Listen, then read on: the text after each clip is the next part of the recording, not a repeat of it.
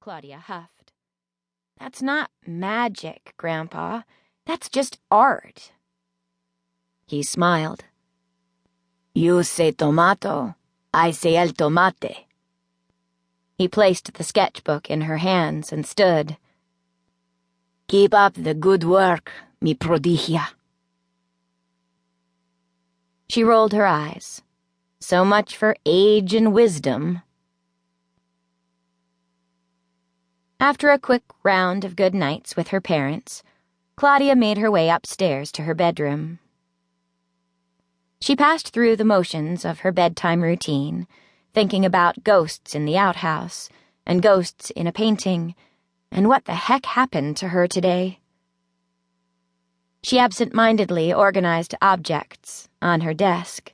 Nearly all of them were birthday presents from several weeks ago.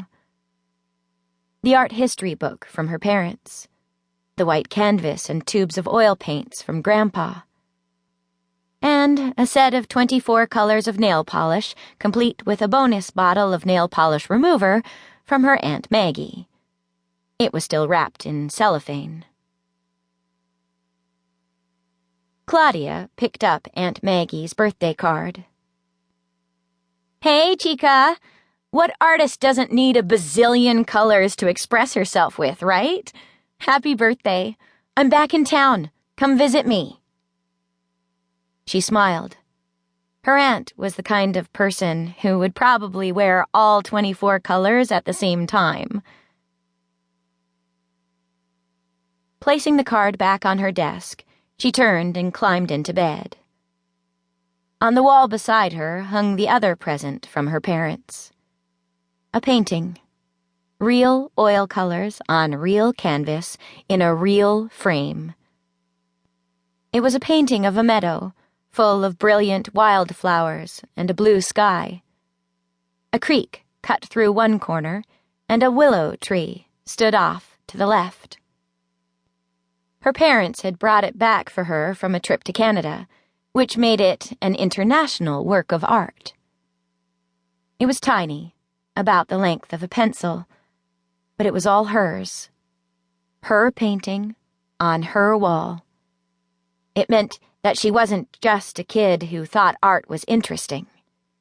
It meant that she was an art collector. Claudia closed her eyes and pictured herself sitting in the meadow, the breeze blowing her hair, the whisper of the creek tumbling by. She breathed in and almost caught the scent of wildflowers.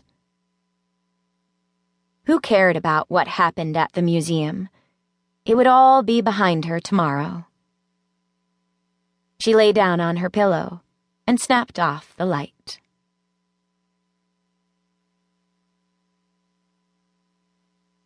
Claudia awoke with a start. Her breathing was heavy, and her heart thumped against her ribs. She glanced at her clock. It was the middle of the night. Her sheets and comforter were wrapped tightly around her. But something had woken her up. She listened in the darkness. Nothing. She slipped from bed and peered out the window. The neighborhood below was silent. Silent and dark, except for the occasional pocket of light on a front porch that somehow only accentuated the darkness. Like a scene in a Caravaggio. She stared at the porch lights a while longer, until her heart slowed to a more familiar rhythm. Maybe it was a nightmare that had woken her up. She was glad she didn't remember it. The dark room begged her to sleep, and she was happy to oblige.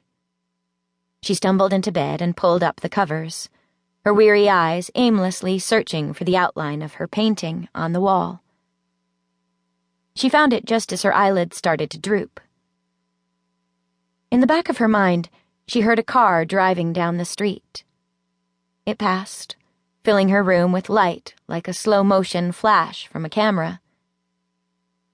And in an instant, she was sitting up entirely awake. There was someone in her painting. In the blaze of headlights, she had seen someone there. She was sure of it.